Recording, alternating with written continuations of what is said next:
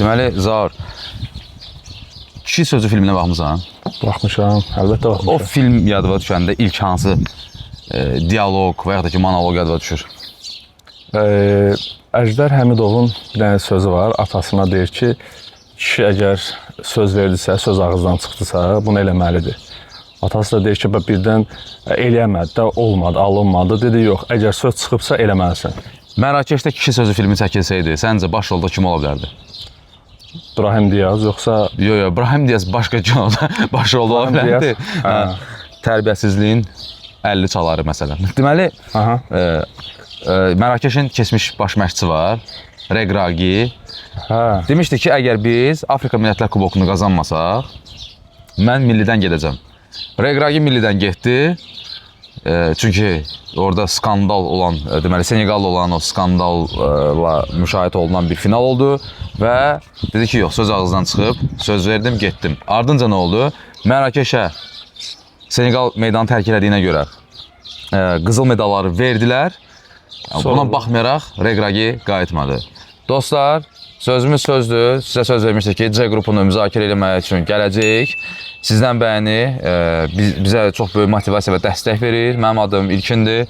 Mənim adım Zaurdur. Həqiqətən də sizin yazdıqlarınız, təklifləriniz, xoş sözlər bizi əlavə ruhlandırır və biz mövzumuza qaldığımız yerdən davam edirik. C qrupu ilə qarşınızdayıq. Mənə görə turnirin ən egzotik qruplarından biridir. Çox maraqlı bir qrup var. Deməli, Mərakeş, Haiti, Şotlandiya və Braziliya. Bir-bir bunların üzərindən keçəcəyik. Mən birbaşa baxırdım, yəni qruplar açıqlananda. İlk olaraq ağlıma 1998-ci il dünya çempionatı gəldi. Sanki həmin qrupdur. Sadəcə onda Norveç var idi, indi Haiti var. Qalan bütün komandalar eyni komandadır. Səhv eləmirəmsə onda A qrupu idi. Norveçdə də kim vardı? Tore, Andore, Flo. O köhnə PlayStation xəstələri bilir. Yəni bizim nəsil 2000-lərin uşaqları bilirlər, 90-ların uşaqları bilirlər. Tore, Andore, Flo elə dedilər. Yığırdın o Dünya Avropa karması gəlməsi üçün o belə bir kod var idi, yadındadır. Amma onu sonradan All-Star maçda da girəndə seçmək olurdu. Ehtiyac yox imiş o kodu yığmağa. Sonra proşifkada düzəltdilər onu. Qabaq amma kod yığırdı. Kodla yığırdı, yadıma gəlir. Biz özü günortalar gedirdik ki, kasıb vaxtlar idi. Day Hikmət əmi icazə versin ki, biz biraz artıq oynayaq da. 5 manat bir Nizamiyə yarım saat oynayaq. Yarım saat. Dostlar, başlayırıq Mərakeşlə. Dediyimiz kimi, Regragi söz verdi və sözün üstündə durdu. Eşq olsun, sevəriz, hörmət edəriz. Amma bu arada, Zahir, Senegal meydanı tərk elədi. Qaydalar nə deyir? Qaydalar deyir ki, avtomatik olaraq texniki məğlubiyyət. Texniki məğlubiyyət olmalıdır. Məsələn, başqa tərəfi var ki, sən ağzıma gələn qərarları qəbul elə. Orada yeri gəlmişə mən onun üçün çox bəyənirdim. Saybari PSV-də oynayan inanılmaz yaxşı oyuncudur həqiqətən də. Mərakeşin əla heyəti var, dostlar. Həqiqətən yaxşı heyəti var. Elə bir tərbiyəsizliklər eləyirdi. Deməli, Mendy də Senegalın qapıçısı, hə? Chelsea ilə Çempionlar Liqasına Eduardo Mendy. Hə. Mendy'nin qapısının arxasında bir tərbiyəsizliklər eləyirdi. Bol boylara da tapşırmışlar onu eləsin. Yağış da yağırdı, yadındadır. Yəni, hakim oyunu baltalayır və mən buna göz yummalıyam. Yemişəm sənin qaydaları, ay UEFA, ay FIFA, indi UEFA'nın kurasiyasındayıq, FIFA'nın kurasiyasındadır. Yemişəm sənin qaydaları. Sən baltalayırsan rəsmən məni. Amma Sadio Mane də bir kapitanlıq elədi. Gəlin, çıxaq, qaytaraq. Onun elədi, Mane'nin elədi, həqiqətən də əməli var. İbrahim Diyaz'ın elədiyi pijonluqdur, özdə hansı bir dönəmdə eləyirsən? Belə bir pijonluq eləmək olmaz axı. Bunu əff etməzlər. Bu arada millinin heyətinə çağırılmayan Cole Palmer'a bir dəfə sual vermişlər ki, Panenka bilirsən kimdir, yox. Ağılsızmaz bir şeydir. Yəni sən Panenkanı necə tanımırlar? Elə onda elə düz eləyiblər, çağırmayıblar onu. Sırf Panenka görə çağırmırlar. Panenka görə düz eləyiblər, çağırmırlar. Yeni məşqçi, mən qeydlərimi deyim Zaur icazənlə. Yeni məşqçi hesab oynayır, digərlərindən qətiyyən fərqlənmir. Yeni məşqçinin adı Muhammed Ouabi'dir. Bu arada Ouabi Belçikada yetişib və onun əlinin altından Yuri Tillemans, Lukaku kimi... Anderlecht'in alt yaş qruplarında... Anderlecht'in alt yaş qruplarında əməli başlı iş görüb. Orada bir neçə oyuncu var. İndi mən ağlıma gələn ilk 2 nəfər dedim. Amma... Və Mərakeşin yenə deyəm, çox yaxşı heyəti var. Mən sənə bir dənə fakt deyim, yeni məşqçi ilə bağlı. Deməli, baxmayaraq ki, dedilər ki, köhnə məşqçi yəni qalmalıdır, yeni məşqçiyə ehtiyacı yoxdur, amma yeni məşqçi də elə də məşqçi deyil. U20 dünya çempionu olan bir məşqçidir. Bəli, bəli. Və Argentinanı finalda məğlub edən bir məşqçi və onu belə bilmirəm indi 4-cü yerə çıxa bilər, çıxa bilməz, amma həqiqətən də çox yaxşı bir Maraqlı bir dənə fakt mən sənə məşqçidir.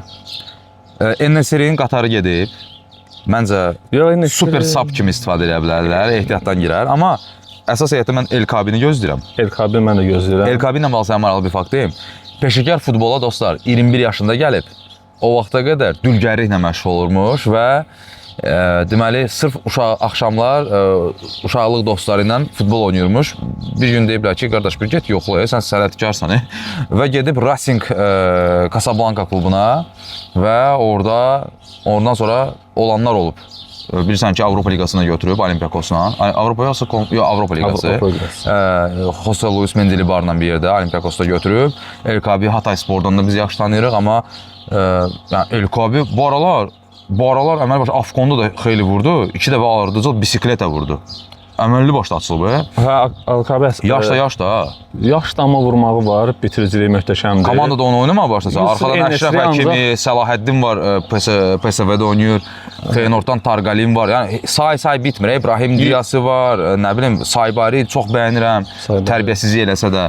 Bir dənə də Real Betisdə Abdi Ezi. Abdi ilə bağlı La Liqanın bir gözləmçisi var, scout belə deyək də. Scout var. Və maraqlı bir Zametka, ruslar demişdi, Zametka yazmışdı, onu oxumuşdum. Deməli, qeyd yazmışdı onunla bağlı ki, Betisin baş məşqçisi, qoca qurd, Pellegrini, Abda ilə xüsusi başlayıb işləməyə ki, sən topu daşıyanda həddin artıq başın aşağıdır.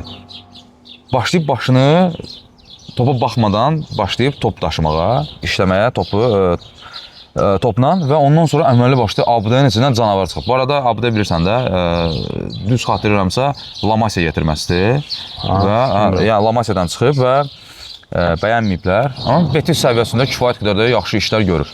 Bir dənə də bir şey deyim mən. Deməli, Mərəkəşdə yəni biraz yaşlı futbolçular da var, amma dediyimiz kimi yeni məşqçi gələndən sonra Muhammed Uhabi gələndən sonra bəzi gənc futbolçuları da heyətə qatıbdı.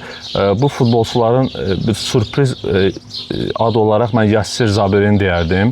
Əgər ona üstünlük versə, oynasa, düzdür, qabaq irəli xəttdə müəyyən oyunçular var, amma həmin Yassir Zabiri U20 dünya çempionatının əsas oyuncusuydu və hətta finalda Argentina 2 qolu da vuran həmin oyuncusuydu. Mən onu bir ara səhv etmirəmsə bütün top klubların skautlarına yanaşı ikinci eşelon klubların da skautları izləyirdi. Dəhşət oyuncudur həqiqətən də. Yaxşı oyuncudur, amma yenə də komandanın əsas lideri biz unutduq. Əşrəf Hakimi. Dedim bayaq. Hə, Əşrəf Hakimi deməli Zədədən qayıtmalıdır. Çünki Çempion Liqasının finalına kimi onu çatdırmalıdırlar ki, finalda oynasın dünya çempionatı öncəsi və mən də elə düşünürəm ki, Yusuf En-Nesyridən nəsə gözləməyə bilmirəm. Ona görə ancaq açsınlar, qalxsın, başından vursun. Yəni o ayağı Fənərbağçada oynayanda ən çox biz görürük ki, hərçənd millidə o nastroy başqa cür olur, motivasiya başqa cür olur. Ola bilər ki, içindən canavar çıxsın yenə də. İstənilən halda yaxşı bir super sub kimi istifadə edə bilərlər. Dostlar, bir şey də deyim, Zaur indi zədə məsələsinə toxundu yadıma düşdü. Biz bunu müzakirə edib, günayın 22-sidir. Biz bu videonu indi hazırlayacağıq, yerləşdirəcəyik, amma məsələ siz nədədir? Məsələn, biz indi Braziliyada da onu danışacağıq. Zədələr dayanmadan get-gedə artır, bunları nəzərə almaq lazımdır. Sonradan bizi heç kim məsxərəyə qoymasın burada, özümüzü sığortalayaq.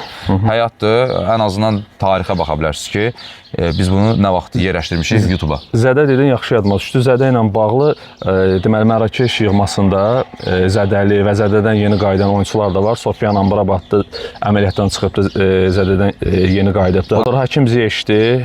Yox, Hakim Ziyech çağırmayıblar. Hakim Ziyechdi çağırmayıblar çünki Zədəli olubdu. Ziyech Vidada gəldi. Vidada gəldi Mərakeş klubuna. Ki, gözünüzün qabağındayam, mən də aparın.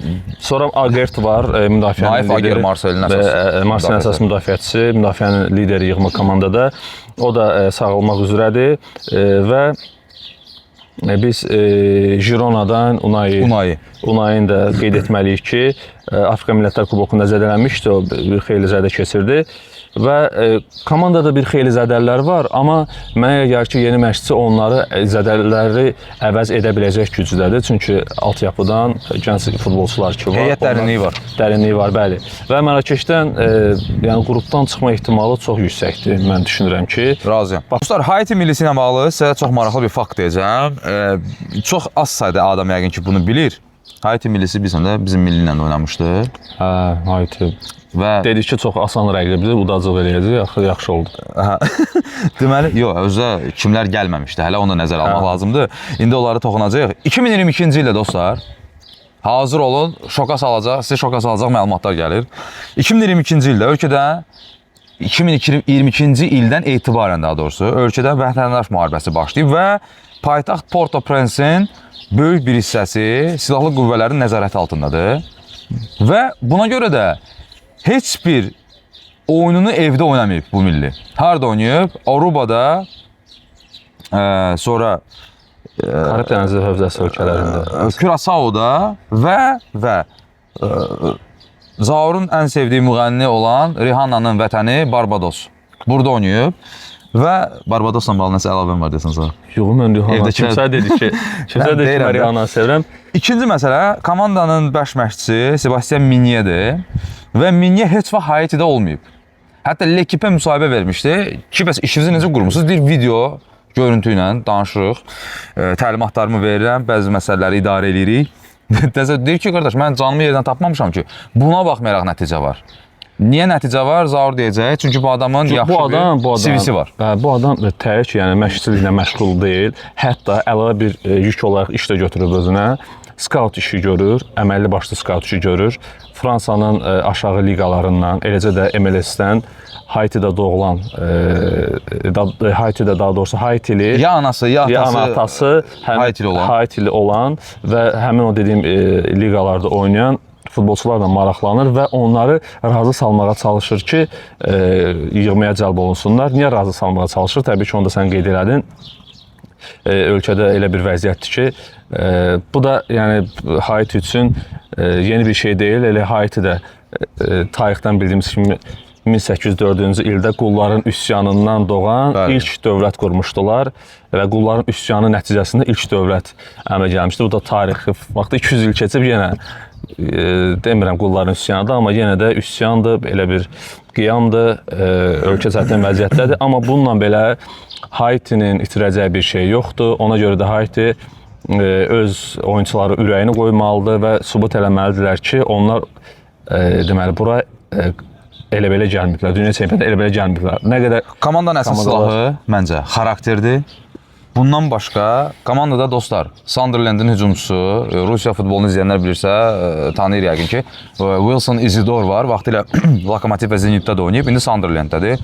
Əla oyuncudur, zədəsi oldu. Sonra Brobby fantastik bir forma yığdı Sunderland'da. Izidor keçdi ikinci plana. Buna baxmayaraq Premier Lig oyuncusudur dostlar. Digər Premier Lig oyuncusu var. Bellagard, çoxsu tanıyır, çox sürətli atletik oyuncudur. Wolverhampton'un oyuncusu və komandanın əsas qol silahı Nazon. Düzkəns Nazon istiqlalda oynayır Zaur. Amma komandanın 100-cü qolunu vurmuşdu. Deməli, kimə qarşı yadından çıxdı? Asiya çempionatına vurmuşdu. Dəhşət oyuncudur həqiqətən də. Monsterdur adam. İndi sizə bir şey deyəcəm. Premier Ligadan danışmışkən. Bu komanda dostlar, belə deyək də, Brentfordun prototipidir mənə görə. Mən hal-hazırda onu görürəm və bəzi o scout qeydlərini də oxumuşam. Brentfordun kopyalıylar demək olar ki, onların prototipidirlər. Çünki bir, Brentford necə oynayır? Əks hücum, effektiv əks hücum, həddini bilərək. İkincisi, outlar dostlar. 50 metri outlar. Və hazırlaşın. Hazırlaşın. Bu artıq bir neçə komanda, hətta görürsünüz millilərə də keçib bu xəstəlik, yaxşı mənada. Kimə görə yaxşı mənada, kimə görə pis mənada. Kimsə deyir ki, bu futbolu öldürür, futbolu artıq alqoritmə çeviriblər. Kiməsə görə də ki, deyir ki, tarixdə nəticə verirəm. Tarixdə nəticə qalır. Özü nəticəni kimə verirəm? Bilmirəm, prezidentə vermə, yoxsa silahlı qüvvənin başqanına verəcəm, hələ bilinmir. Mən o ölkə, yəni siyasi quruluş məni heç maraqlandırmır. Mən xalqıma hesabat verəcəm də burada. Belə, yəni Haiti ilə bağlı çox danışmaq istəmirəm belə. Yəni potensial sürpriz eləyə bilərmi? Çətin kimi görsənir. Mən sizə bir şey deyim, A qrupuna düşsəydi, bəlkə də B qrupuna düşsəydi, nəsə eləyə bilərdi. Bu qrup çətin qrupdur dostlar. Amma digər qruplarda bu komanda iş görərdi. Burada çox çətin komandalarla düşüb bir qrupa. Formda olan Şotlandiya, Braziliya həmişəki kimi favorit. Və keçirik Şotlandiya millisi icazənlə. Steve Clark Chelsea-də vaxtilə oynamış, futbolçu karyerası vaxtında. Burada da maraqlı bir hekayə var, onu da danışacağım. Steve Clark dostlar, Mourinho köməkçisi işləyib. Bəli. Zahar bunu bilir və sizə bir şey deyəcəm. Necə müdafiə olunmağı da oradan öyrənib elə, yeri gəlmiş. İnşallah ki, salamatçılıqdır. Demək, Lopetegi dalımızda gəlib yenə də. Lopetegi'də nə çəkmə? Qətər silahlı qüvvələri ardımızda. Deməli, Haiti'dən. Haiti də ola bilər. Silahlı qüvvələr. Deməli, Şotlandiya millisinin oyununa baxanda hansı film yada düşür? Şotlandiya deyəndə ağlı Şotlandiya deyəndə bir dənə Cəsur Ürək, William Wallace. Cəsur Ürək. Lazım olanda o yufqaların qaldırırlar, arxa nahiyəsini göstərirlər, lə.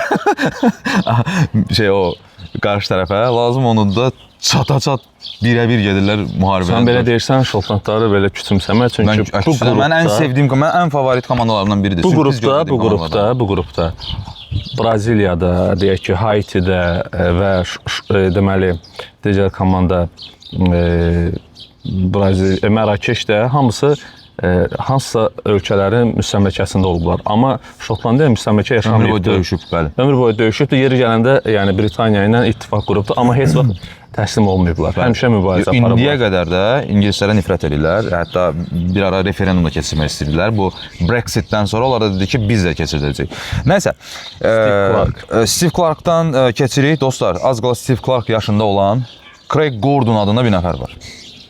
Təsəvvür edin ki, 43 yaşınız var və sizin adınız heyətlər açıqlananda canlı yayımda. Nəinki ilk açıqlanır, əsas qapıcı kimi açıqlanır. Bu adam 2 dəfə karyerasını bitirib, sonra qayıdıb. Çox pis zədələr keçirdib, dostlar. Allah göstərməsin, həddindən artıq pis zədələr keçirdib. Dizi qırılıb, ayağı qırılıb. Amma buna baxmayaraq 2 dəfə qayıtmağı bacarıb. Hətta məşqçilik karyerası da qısa müddət olub. Amma deyib ki, yox, qayıdacam. Və əsas qapıcı zədələnəndən sonra Hampton Parkda Danimarka ilə oyunda kim çıxır meydana? Craig Gordon əsas heyətdə. Craig Gordon çıxır və komandanın qəhrəmanlarından birinə çevrilir. Danimarka dedin, Danimarkanı seçmə mərhələdə səhv eləmirəmsə 4-2 Şotlandiya udandan sonra 4-2 idi, bəli. 90 plusda uzaqdan vurulan bir gol var. Artıq Şotlandiya əvvəl düşünülürdü ki, qrup lideri Danimarka olacaq, amma qalib gəlindən sonra əmin oldular ki, yox, Şotlandiya deyəsən qrup lideri kimi gedəcək və qrup lideri kimi də mundiala qatılmaq. Üçüncü qolu sən kim vurmuşdu? 2-2 olanda. Üçüncü qolu. Celtic'in qapıcısı Kasper Schmeichel'ə, əfsanəvi Schmeichel'in oğluna, Celtic'in sol cinah müdafiəçisi Kieran Tierney. Keçmiş Arsenal oyuncusu. O da Zədiyəmi ayaq içi ilə vurmuşdu. Yox, indi o da maraqlıdır ki, məsələn Steve Clark Andy Robertsona da yer tapır, Kieran Tierney də yer tapır komandada. Nəysə dostlar, bu arada bir balaca analogiya. 2004-də Craig Gordon millidə debüt eləyəndə komandanın indi əsas oyuncusu olmasa da ən çox bel bağladığı oyunculardan biri orta xəttdə Ben Doak, Bournemouthdan tanıdığımız hələ dünyaya gəlməmişdi. Hə, belə faktlar olur, tez-tez. Maraqlıdır. Dostlar, bir şey deyəcəm sizə. McTominay bir nömrədir, sözsüz ki. Scott McTominay. John McGinn, Ben Doak'u dedik. Aston Villa'da Ben Gilmore qazandılar. Liam Ferguson, Che Adams Torino'dan. Expatdır bu arada. Məncə səhv etmirəmsə yeganə expatdır özü də. Və Bowie. Bowie deyirlər, Bowie'dir məncə bunadır. Bu Verona'dakı oyuncudur. Açın baxın, Juventus'a da vurub, Inter'də səhv etmirəmsə vurmuşdu. Açılıb bu aralar. Verona düşdü, yəqin ki o hansısa klub onu qapacaq. Andy Robertson var və super sub Hearts'la çempionluğa gedirdi, son turda əldən verdilər. Shankland. İndi sizə bir şey deyəcəm. Bu arada bir açıqlama var burada. Zaur'un fanat ordusu yəqin ki bundan sonra yığışacaq. Zaur Manchester United fanatıdır uşaqlıqdan və bir də Kəpəz fanatıdır. Zarafat deyil bu arada. Yığma demirsən də hələ. Yığma hələ ki demirik, yox. McTominay Zaur səncə underrateddir yoxsa yox? Underrated, bəli. Məsəl bir şey deyim. O oyunculardan biridir. Belə oyuncular çoxdur. Əgər Carrick qalsaydı, Carrick deyərdi ki, mən gedirəm McTominay qalsın. O dərəcədə, çünki onu nəyə qadir olduğunu bilirdi. Scott McTominay. Adam getdi Scudetto qazandı, MVP oldu. Bəli. Qızıl top namizədlər arasında 20-liyə girdi. Bəli, İtaliya A seriyasının ən Bisikleta var yaxşı idi, oyunçusu. bisikleta. Mən bilən Ronaldo'nun da hətta rekordunu qırdı. Orada onu açın da rekordunu qırmışdı. O Şotlandiyada hündürlüyə qalxma baxımından. Deməli, nə baxımdan ola bilərdi ki, zar başqa? Yox, mən tər dənəciyi ən çox haracaq. Yox, bax məsəl üçün ola bilər ki, iti bucaq altından ola bilər, nə bilim. Bu arada Glasgow-dadır, səhv etmirəmsə. Nə? Hətta Glasgow-dadır. Şey nədir? Böyük bir meydan var. Orada bir evin üstündə, ev hündürlüyündə bir dənə McTominay'ın bisikletası orada qrafiti ilə çəkilib. Bu da əlavə bir qürur verilən bir şeydir. Verici bir şeydir. Şotlandiya əsasən 5-4-1, 3-4-2-1 taktiki sxemi ilə oynayırlar. O 5 müdafiəçi sizi aldatmasın. Yəni qanadlar istədikləri vaxt bu o deməkdir ki, 3 müdafiəçi arxada qalır və o abi bax. Beklər Tierney sol 3-cü stoper oynaya bilir. Andy Robertson sol cinah müdafiəçisidir, ənənəvi yerində oynayır. Avtomatik olaraq transformasiya yaranır. Andy Robertson qabağa çıxır, deməli Tierney-ni əvəz edir. Tierney-nin əvəz edir, arealı böyüyür. Və bunlar deməli Şotlandiya standart vəziyyətlərdə tipik Britaniya futbolu çox təhlükəlidirlər və mən onu qeyd eləmişəm. Biz bu arada qeydlərimizi müstəqil aparırıq, baxmadan. Standartlar çox təhlükəlidir. Təhlükəlilər, bəli. Və Şotlandiya məncə indiyə kimi heç vaxt qrupdan çıxmayıbdı. Çıxmayıb, yox. Çıxmayıbdı. Bəlkə bu dəfə ilk yaşaya bilərlər. Çox inanıram ki, play-offu görəcəklər. Çox inanıram. Play-offu mən də inanıram, görmə ehtimalları yüksəkdir. Və bu Mourinho'nun tələbəsidir axı Steve Clark. Adam müdafiəni də ondan öyrənibdi. Necə müdafiə olunmaq lazımdır, bilir. Hücum başqa məsələ. Mən iş burasındadır ki, necə müdafiə olmaq lazımdır, hətta dərs keçər bir çox məşqçilərə. Halbuki belə bir heyətim var, Makinin var və s. və axırda. Digər tərəfdən bir də görsən Danimarka kimi oynayan komandalara qarşı deyir, oynamaq istəyirsən, qardaş, problem yoxdur. Allah bu da sənin 4-2. Yəni ki, hər variantı var, belə deyək. Hər varianta qarşı da öz versiyası var. Ona görə də Steve Clark həqiqətən də komandanı 2019-cu ildən bu yana əməlli başda yüksələn xətt üzrə inkişaf edib Şotlandiya və qrupu mən deyərdim ki, ən sabit komandasıdır. Hətta Braziliya təbii ki, sabit deyil son illər. Braziliyadan da mən sənə bir şey deyim, sabit komandadır. İndəndən bir şey deyim sənə. Deyim. Braziliyanın burada olmasına baxmayaraq, mən inanıram ki, Şotlandiya birinci yerlə qrupdan çıxacaq. Bu mənim istəyimdir daha doğrusu. Mənim istəyimdir. Mən azarkeşlik eləyəcəm Şotlandlara. Bir millət olaraq çox böyük hörmətim var onlara. Bu arada mən Şotlandiyada olmuşam və həddindən artıq böyük bir simpatiya. Mən Edinburghda çox olmaq istəyərdim. Edinburgh möhtəşəmdir. YouTube kanallara baxsan 100% hiss olunur o. Edinburghda bir kofe için. Ya, onlar sənədi filmləri daha çox baxıram. Keçmiş sevgilinizi unudun falan öyle. Mən nasıl? Yox, qədər də yoxdur. Mən sənədi filmləri daha çox baxıram. Filmlərdən sonra keçən dəfə demişlər A qrupu müzakirə edəndə o bəzi geri zəkalı bir tayfa yaranıb. Cəmaətlərə coaching keçirlər. Nə bilim, filan tarixdə məsəl o 7, 17, 27 bu günlərdə Ağşəhərdə bir kofe için. Dur. Toplarını getmək. Ən yaxşısı başlayırsınız. Toplarını getmək, keçək. Numerologiya. 1. Şotlandiya. Mən elə görürəm. Keçirik Braziliya. Braziliyada o qədər danışılası şey var ki, bilmirsən hardan başlayırsan. Braziliya ilə bağlı sənə maraqlı bir şey deyim. Sən nəyə qaşınıyorsun? Braziliya millisinin bu çalarlarında çıxmışsan bugün. Deməli, yoxsa kəpəzin? Deməli, iyunda, bu ilin iyununda, yəni növbəti ay, 24 il tamam olur ki, Braziliya dünya çempionatını götürmür. Sonuncu dəfə nə vaxt belə olmuşdu, bilirsən? 70-ci ildə qazanandan sonra 94-də qazandı. Harda qazandı? Amerikada. ABŞ-da, bəli. Bu coaching bu deyə, qardaş. Siz inanırsınız belə şeylərə, yoxsa yox şərhlərdə görüşək. İkinci məsələ, dostlar. Braziliyanın dünya çempionatlarında əminəm ki, siz də mənə razılaşarsınız. Bu 94-də də belə olub, 98-də də belə olub, 2002-də də olub, dünya çempionu oldular da. Və sonraki dönəmlərdə də, məsələn, Xorvatiya uduzmuşlar, yadındadır. Yadımda. Komandanın liderlərinin mental durumu çox önəmlidir. Xorvatiyanı oynamsa necə çıxmışlar? Həşi, qardaş.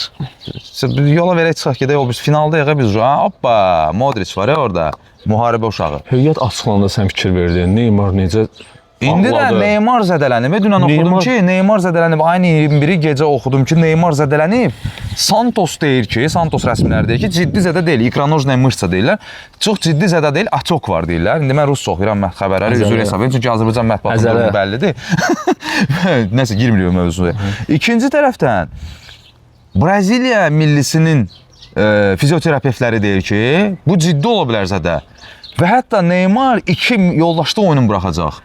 İndi Carlo Ancelotti deyəcək ki, qardaş, mən bunu adamı Santos'ta gördüm. Amma mənim əlimin altında bu adamı görmədim. Mən necə risk eləyim aparım bunu? Siz bu var, hə marketinq tərəfdən aparım, yaxşı, forma sataq, pul qazanaq, qardaş. Məndən tonlarla pul verib, dindən üstün futbol gələn bir ölkədə məndən şey tələb eləyirlər, futbol nəticəsi tələb eləyirlər. Bu adam təsəvvür elə Lula var, Braziliyan prezidenti. Ancelotti Lula ilə görüşüb, Lula deyib ki, soruşub ki, sizcə mən Neymarı aparmalıyam. Ciddi deyirəm, var, mətbuatda var bu. Aparmalıyam. Deyib ki, yəni yaxşı formada olan Neymar əla seçimdir. Görsən o da ehtiyatlı danışır, diplomatdır da. Çünki bilir ki, qardaş, bilir ki, sonra problem yaşayır. yox, prezidentini itirəblər adam ki, Braziliya prezidenti nəyə görə getdi? Dedilər ki, şeydir. Nədir? Neymarı mən dedim aparın ona görə. Təsəvvürsə ölkədə aləm dəyər bilər bir-birindən. Martda onsuz da aləm dəymişdi bir-birinə. Geniş heyət açıqlayanda. Orada Neymar yox idi. Amma sən bilirsən də, deyilənə görə o qoca qurd Carlo Ancelotti bilir nə edir? O taktik gedişi idi ki, Neymarı o vəziyyətə salsın ki, Neymar maksimumunu ortaya qoysun. Reaksiyanı da yoxlaya bilərdi, yəni o da ola bilərdi. İndi yaxşı, Neymar oynayacaq tutalım, düzdür Zar. Mən başqa bir şey deyirəm də. Mən Braziliya haqqında nə Zaurla, mən çox sizə şey danışmaq istəyirəm. Mən sadəcə öz gözləmlərimi, qeydlərimi burada aparmışam, onları deyəcəm sizə. Bu millidə, dostlar, ən böyük problem nədir sizə deyim. Komandanın yarısı wingerdir. Wingerlər sağ-sol. Qardaş, sağ-sol wingerdir. Zenitdən oyuncu cəlb edib, Zenitdəki də wingerdir. O da wingerdir. Belə şey var. Amma zədəllər var da. Wingerlərdən biri zədəldir. Rodrigo başa düşdüm, pozisyonlu oyunda sən, təsəvvür et, Şotlandiya səndən mərkəzi götürmək istədi. Müasir futbolda mərkəzi götürdünsə uddun. Mərakeş mərkəzi götürdü, uddu. Necəsən? Aləm dəyəcək bir-birinə, başa düşürsən? Burada Marquinhos, Magalhães, Gabriel Magalhães müzakirə olunmur da. Bunlar ikisi olacaq. Allah can sağlığı versin. Yəqin ki, sağlıq deyirəm əməli başda Braziliyaya görə. Böyük ehtimallar olacaq. Amma sağ son müdafiəçi kimdir? Alexandrodurmu? Bu Braziliyanın sol cinah müdafiəçisi Alexandro olmalıdırmı? Başqa neynəsin variantlar var. Mateus Nunes'i çağırmayıb, qardaş. Mateus Nunes istənilən halda olmalıydı. Qardaş, Manchester City kimi komandada oynayır da bu adam orada. Ən pis vəziyyətdə belə sənin işivə yaraya bilər də. İkincisi, o yenə deyirəm, və 3 əstəğfurullah. Carlo elə bir eksperimentlər eləyir. Vinicius Junior Paragvay ilə oyunda diversant eləyib. İndi kimsə deyəcək ki, Paragvay ilə oyunda gol vurdu da. İkinci eşalon 11 metrəyə qaçan oyuncu eləyib. Qardaş, Vinicius prostranstvo oyuncusudur da, zona, boş zona verir, qoyur qabağına topu, qaçır. O da ki, günündə oldu, oynayacaq. Günündə olmadı. Hədə, yaxşı, başqa kimi oynadacaqsan? Vinicius qızıl betondur da, burada betondur, oynamalıdır. 7 nömrəni verirsən, çiylini asır, qoyur bura. 10 nömrəni verdin Neymara, qoydun 10 nömrə kimi, girmə olmuyor. Çünki Neymar orada oynayır daxı. Artıq sənin o sürətin, o yaşın deyil. O sürətin yoxdur. 10 nömrə kimi oyna. Hücumçu Thiago, əla. Mən bir dənə də buradan bir iddia edirəm. Baxaq ilkin, denə. Buradan bir dənə iddia edirəm. Bu çempionat bizən kimin çempionatı olacaq? Braziliya millisinin adına Ryan. Bournemouthda oynayan Ryan. Yaxşı oyuncudur, həqiqətən. Və Carlo Ancelotti elə oyunculardan gizli silahlardan biri odur. Igor Thiago da bu əla oynayacaq düşünürəm. Igor Thiago əla formada zaten. Amma Ryan fantastik formaya gətirə bilər Carlo Ancelotti onu. Bournemouthda zaten bunu istəyir ki, qardaş, bax biz bu uşaqdan maksimum ortaya qoyduq. İndi qalanı səndədir. Qabaqda kimlər var? Deməli, hücumda Neymar var. Sən mənə qapıcıdan başla. Vinicius var. Qapıcı Alissondur, Edersondur. Qırılma nöqtəsi budur da. Ederson, Alisson. Ederson bu il Fenerbahçədə elə arvadı ilə dalaşır, zədələnir. Edersondakı da elə bir vəziyyətdədir. Pis vəziyyətdədir. Sonra Everton Pereira var. Müdafiə danışdıq. Eder Militao oynamayacaqdır, zədəlidir.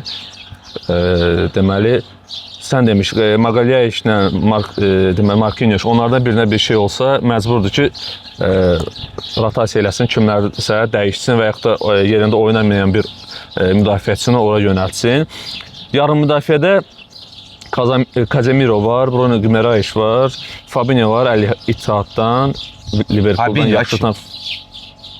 Neynəsinə? Lucas Paqueta var, Flamengo'dan. Yəni Sənə bir şey deyim. Carlo Ancelotti'yə sual vermişlər. Mətbuat belə olur.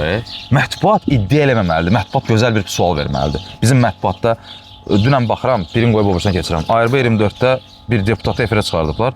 Deputat danışır ki, bir ata 8 yaşında qızına baxa bilər də, jurnalist nə edir? Ah, yaxşı sənlə, yaxşı. Belə jurnalist olur, ola. Kəsərli bir arqument qoy ortaya. Məsələn, Joao Pedro'nu milliyə çağırmayıblar. Joao Pedro Chelsea'də ilin futbolçusu seçilib. Chelsea ilin futbolçusu. Bizə nə sual verdi jurnalist Carlo Ancelotti'yə? İngiltərə Premier Liqasında 15 qol vurmuş oyuncu, asistlərə toxunmuruq, 15 qol vurmuş oyuncunu çağırmayıb. Braziliya Liqasında sadəcə 15 oyuna çıxan oyuncunu niyə çağırırsınız? Çox yaxşı sual. Möhtəşəm sualdır. Bu suala cavab istəyir hamı. Igor Thiago İraq olsun, nəsə olsa, nə olacaq? Çünki Igor Jesus da çağırmamısan.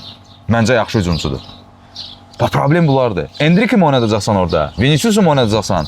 Martinelli var hələ. Rafinha var, hə, okey. Komandanın lideri, mental lideri. Qardaş, bilmirəm, mən ona görə dedim ki, birincilik. Ola bilər mən haqsız çıxaram. Mənim istəyimdir, o proqnoz falan deyil. Qardaş, bu bankodur falan. Mən deyirəm ki, Braziliya ən yaxşı üçüncü kimi çıxa bilər. O toplar... Sən zarafat elə, bir də gördün nə oldu? Birincilik uğruna mübarizə, ağıllı oynayan iki komanda var. Mərakeş və ağıllı oynasalar təbii ki, Mərakeş və Şotlandiya arasında gedə bilər. Əgər seçmə mərhələdəki Braziliya olsa, necə ki, əsas rəqiblərini uduzdular, Argentiniya uduzdular, Uruguaya uduzdular, Kolumbiya uduzdular, hətta Paragvaya uduzdular. Yəni Paragvaya uduzmadılar. Paragvaya axırıncı oyun utdular, amma ondan qabaq da bir dəfə uduzmuşdular. Axırıncı oyun utdular, ondan sonra 2 tur qalmış çıxdılar. Yəni o cür oyun olsa, necə oyun? Kompakt olmayan oyun, kim hardadır bilinmir, dağınıq. Yəni xəttlər arası əlaqə 0. O ən çox Argentina ilə 4-1 oyunda yəni üzə çıxdı. Əgər elə oyun olsa, sən deyən olacaqdı. Birinci, ikinci yer, üçüncü yer bəlkə Braziliya çıxdı.